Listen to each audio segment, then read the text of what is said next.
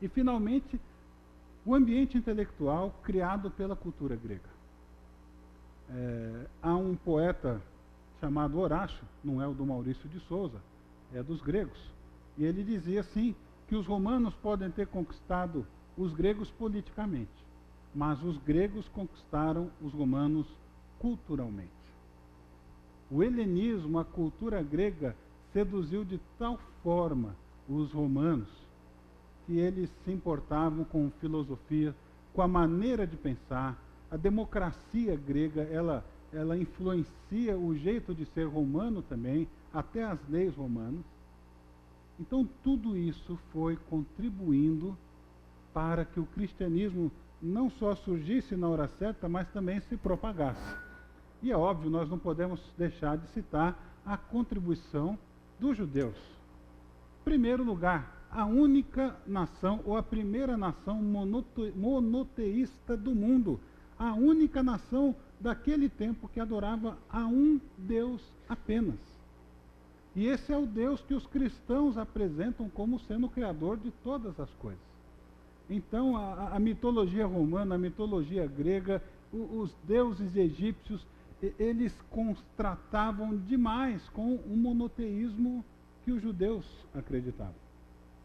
Além disso, os judeus tinham a experiência messiânica, ou seja, eles aguardavam o Messias prometido pelos profetas, de que um dia viria para estabelecer a justiça de uma vez por todas.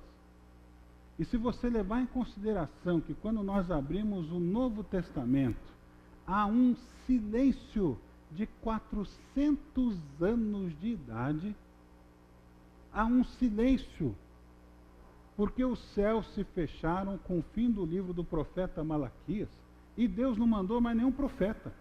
Deus não revelou nada para ninguém. Deus não mandou nenhum anjo descer para dar recado de nada. 400 anos se fizeram de silêncio. Ironicamente, talvez, a última palavra que Deus deixou no Antigo Testamento, você pode conferir lá no fim de Malaquias, é a palavra maldição. Parece que Deus magoou, ficou bravo, né? E a última coisa que ele falou foi maldição e caiu o link. Os céus se fecharam.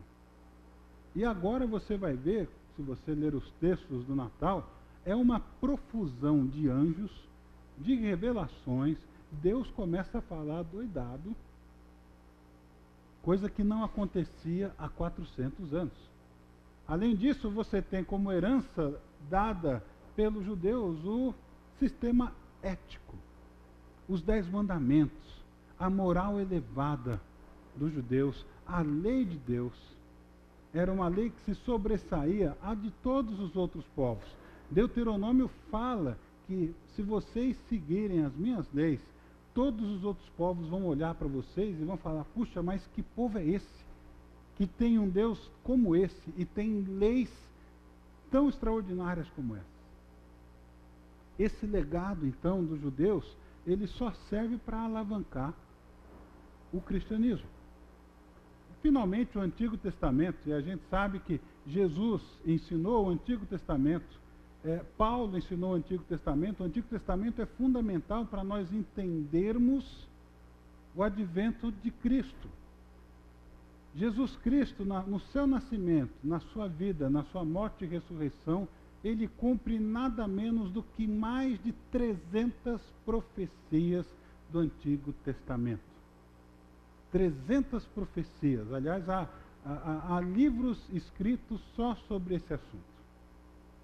Essas profecias se cumpriram plenamente na vida de Jesus Cristo. E o último legado aí dos judeus que a gente pode citar aqui no momento é a sinagoga. A sinagoga porque a sinagoga era uma espécie de igrejinha onde a escola dominical acontecia, e ela possivelmente surgiu nos tempos do exílio, porque o pessoal estava longe do templo, e é na sinagoga que as pregações do evangelho acontecem. Paulo, quando chegava em qualquer cidade, o primeiro lugar que ele ia era na sinagoga. Ele não ia no hotel fazer o check-in, ele ia na sinagoga arrumar encrenca. Ele tinha que pregar e sair correndo de lá, porque o pessoal gostava e não gostava da pregação dele. Muito bem. Aí você olha para o mapa para tentar entender tudo isso e você fica pensando na localização da Palestina. E esse é um retrato do mundo daqueles tempos, queridos.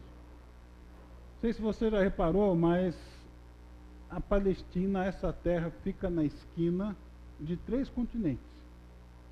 No norte da África, a leste da Ásia e ao sul da Europa, você tem a Palestina. Além disso, estrategicamente, ele é o meio, esse território é o meio da rota comercial daqueles dias, não tem avião. Então, se o pessoal da África quer negociar com o pessoal da Ásia, ou eles dão uma volta enorme de navio, ou eles passam pela Palestina, e vice-versa com a Europa também. Jerusalém é o centro geográfico daqueles tempos. Não é à toa que tudo acontece em Israel. Então, quando Paulo fala da plenitude dos tempos, possivelmente ele devia estar pensando em algo semelhante a isso. Deus preparou cada detalhe da história para a vinda de Jesus. Cada detalhe da história. E isso me faz pensar, queridos, se a nossa vida, ela de fato está debaixo das mãos de Deus, se eu preciso ter medo de alguma coisa, ou se quando eu penso para isso, que Deus é capaz de orquestrar todas as nações, todas as culturas, todos os acontecimentos, para que Jesus venha no melhor momento possível disso acontecer. Então é porque esse Abba, esse paizinho, quer ter um relacionamento de intimidade comigo. E ele é capaz de cuidar da minha vida melhor do que qualquer pessoa, inclusive do que eu mesmo. E quando eu compreendo o sentido do Natal, a minha maneira de pensar ela tem que mudar.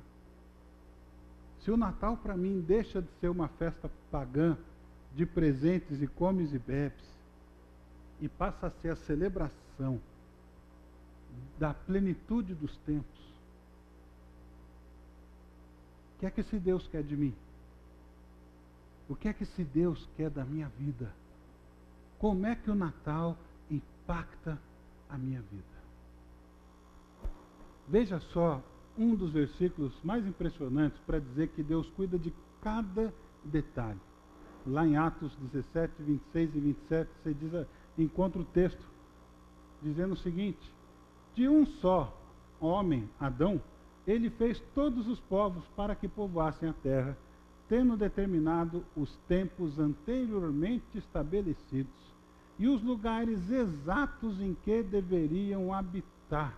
Você que está mudando de endereço essa semana aí, saiba que você está dentro do plano de Deus, e Deus é que estabeleceu aonde você deve habitar. Deus fez isso para que os homens o buscassem e talvez tateando pudessem encontrá-lo, embora não esteja longe de cada um de nós.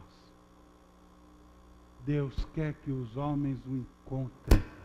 O Natal é Deus se revelando, é a manifestação do amor de Deus da forma mais concreta possível, é Jesus Cristo vindo para se identificar conosco em todas as coisas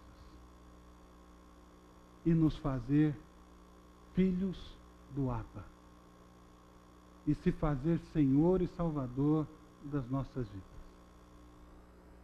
Veja, quando eu comecei a ler aqueles textos acerca do Natal, havia sempre uma mensagem recorrente. Primeiro, eu selecionei 4 versículos aqui, e todos os 4 falam de 4 personagens diferentes. Mas tem sempre um anjo aparecendo para esse personagem. Então Deus rompe de maneira escandalosa aquele período dos 400 anos. Não só ele rompe, como o anjo tem sempre uma mensagem para trazer. E dentro dessa mensagem tem um negócio importantíssimo. Veja lá. Mas depois de ter pensado nisso, apareceu um anjo do Senhor em sonho e disse: José, filho de Davi, não tema receber Maria como sua esposa, pois o que nela foi gerado procede do Espírito Santo. Para Zacarias, pai de João Batista, mas o anjo lhe disse: não tenha medo, Zacarias, sua oração foi ouvida. Isabel, sua mulher, lhe dará um filho, e você lhe dará o nome de João. Outros 2 versículos. Mas o anjo disse a Maria: não tenha medo, Maria, você foi agraciada por Deus. E o anjo também diz aos pastores: não tenham medo, estou lhes trazendo boas novas de grande alegria, que são para todo o povo. Hoje, na cidade de Davi, lhes nasceu o Salvador, que é Cristo, o Senhor. Qual é a mensagem que esses anjos todos têm para trazer? Não tenha medo. Época de medo que as pessoas viviam, apesar da Pax Romana. Os judeus não tinham mais liberdade.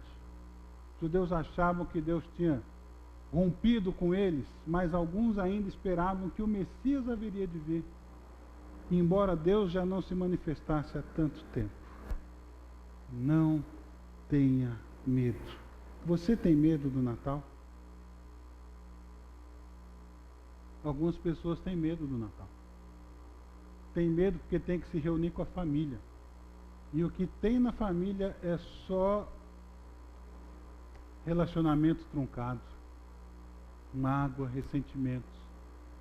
Outros têm medo do Natal porque o Natal é tempo de solidão para alguns. Porque não tem mais os entes queridos ou brigaram com seus familiares. Agora eu queria dizer para você uma coisa. O Natal não é sobre nós. O Natal é sobre Deus. É sobre o Filho de Deus. É sobre a manifestação do amor de Deus.